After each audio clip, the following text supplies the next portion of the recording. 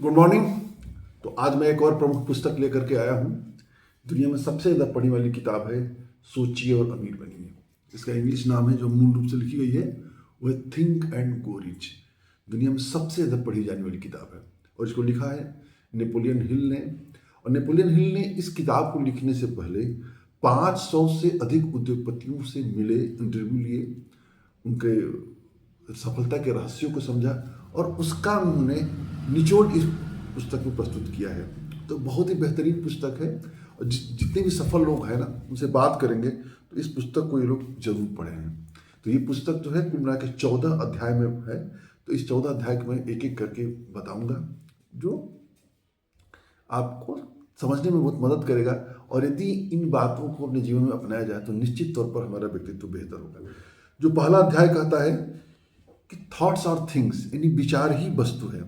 कहने का आशय है कि यदि मन में कोई विचार प्रस्तुत होता है तो उस विचार को रियलिटी में परिवर्तित किया जा सकता है, वास्तविकता में परिवर्तित किया जा सकता है। यदि हमारे अंदर काम करने की क्षमता हो, मेहनत करने की क्षमता हो, लगन हो, तो उस विचार को वास्तविकता में बदला जा सकता है।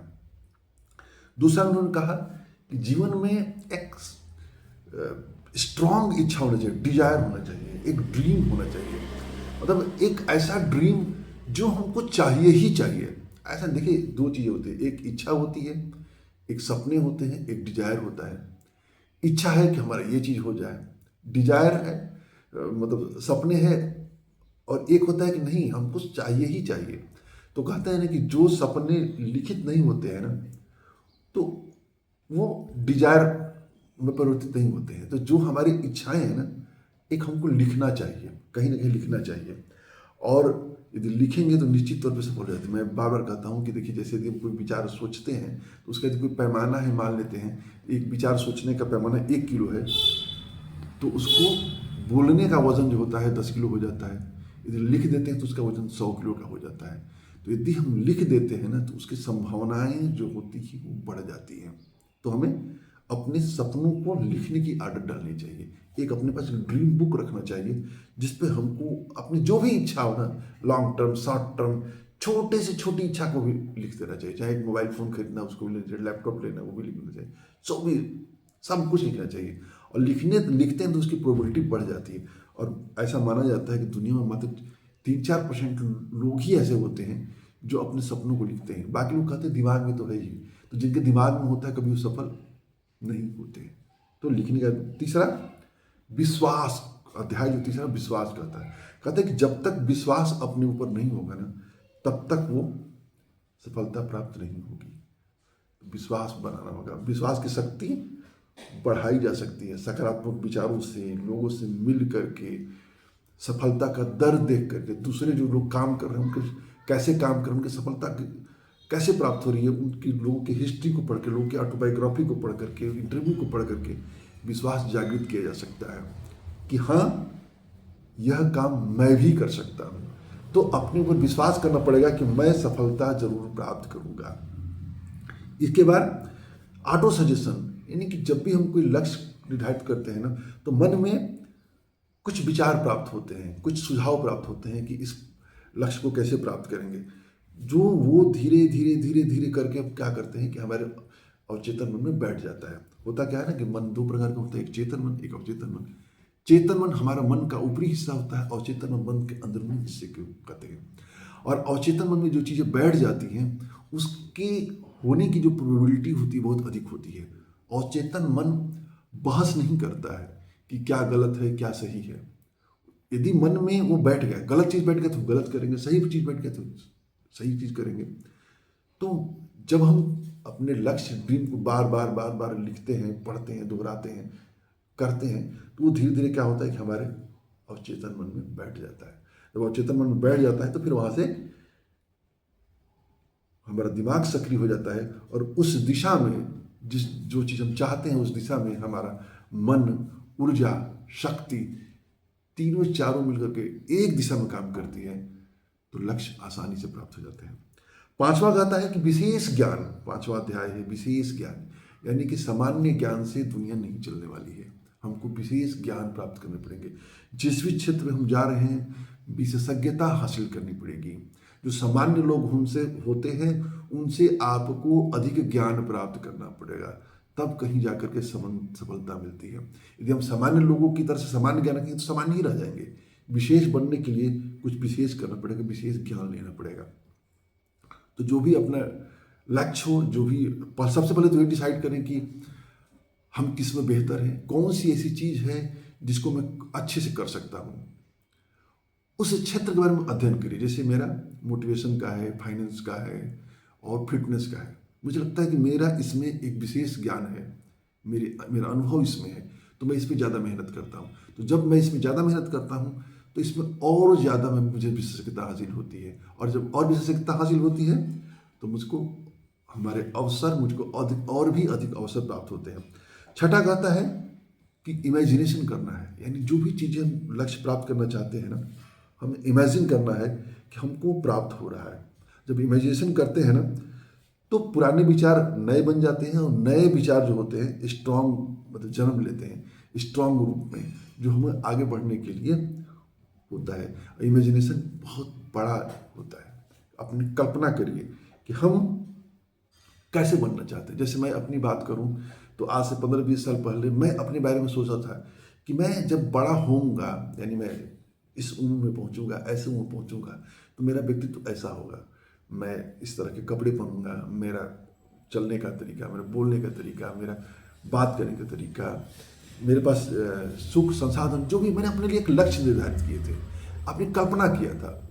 और मैं जो भी एक्टिविटी करता था, मैं देखता था कि जो मेरा सोचा हुआ व्यक्तित्व है, उस व्यक्तित्व की तरफ मैं जा रहा हूँ कि नहीं जा रहा हूँ। यदि मैं नहीं जाता था तो उसको छोड़ देता था, जाता था तो मैं उसकी तरफ दृढ़ता के साथ आगे बढ़ने लगता था।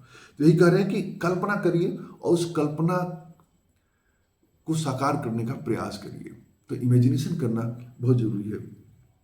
सातवां जो है, एक व्यवस्थित योजना होना चाहिए। व्यवस्थित योजना से मतलब कि सिर्फ जैसे हम लक्ष्य बना लिए, लक्ष्य बनाने के बाद उस लक्ष्य को प्राप्ति करने के लिए हमको भी एक योजना बनाना चाहिए।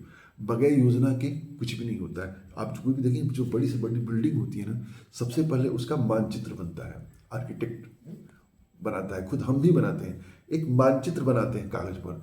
और कागज पर जब मानचित्र बनाते हैं तब से हम डिसाइड कर लेते हैं या सोच लेते हैं कि ये मकान इस तरह से बनेगा तो ऐसा दिखेगा। तो वो प्लानिंग होती है। उसके बाद कहाँ से ईंट लाना है, कहाँ से गारा लाना है, कहाँ से सीमेंट लाना है, कौन से मिस्त्री करना है, कौन से इंजीनियर करना है, कितना सरिया लगेगा, फिर वो प्लानिंग का हिस्सा होता है।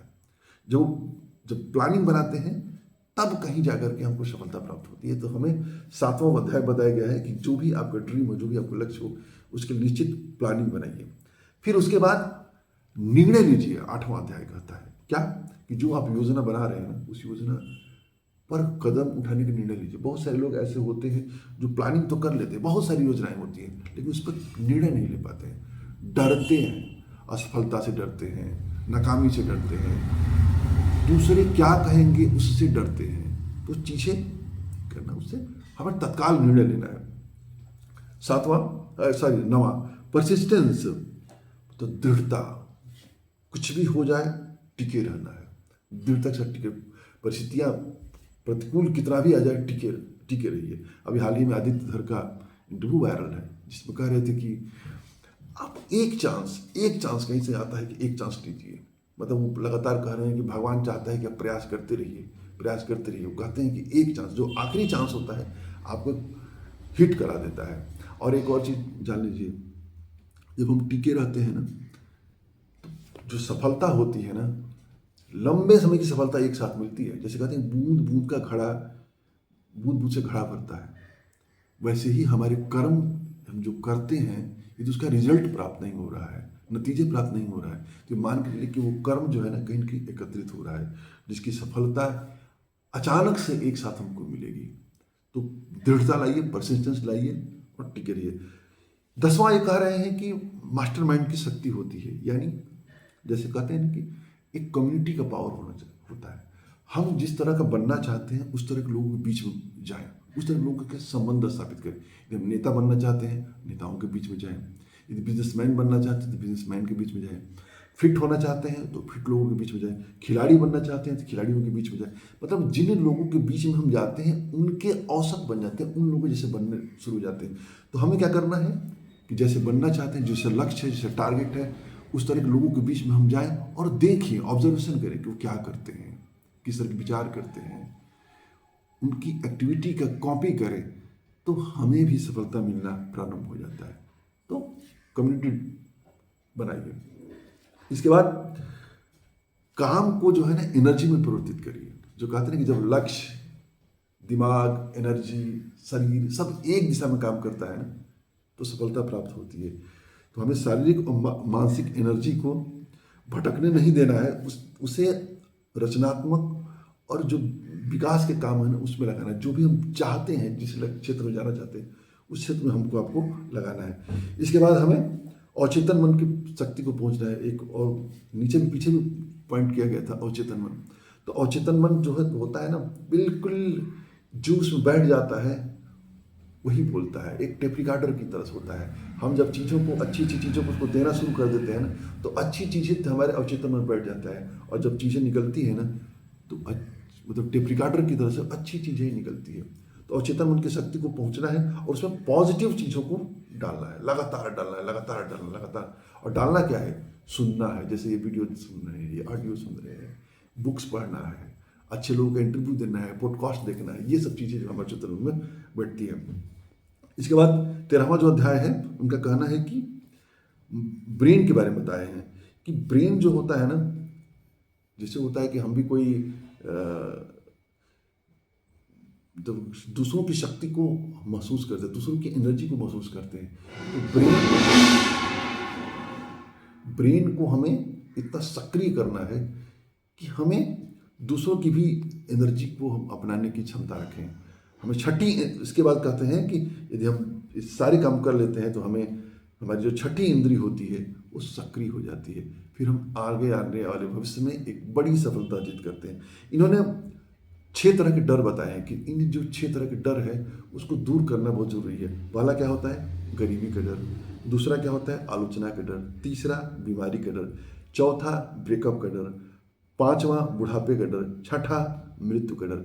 कि इन सब डर से हमें पार पाएंगे, तब कहीं जा करके हमें सफलता अर्जित होगी। तो उम्मीद है ये बुक का रिव्यू अच्छा लगा होगा। इस बुक को आप लोग पढ़ेंगे और इस बुक से आपने क्या सीखा है, क्या समझा है, या मेरे जो मैंने पॉइंट बताए हैं उस पॉइंट से आपने क्या समझा है, क्या सीखा है, इसमें क्या कमियां थी, क्या अच्छाइयाँ थी, आप कमेंट बॉक्स में बताइए।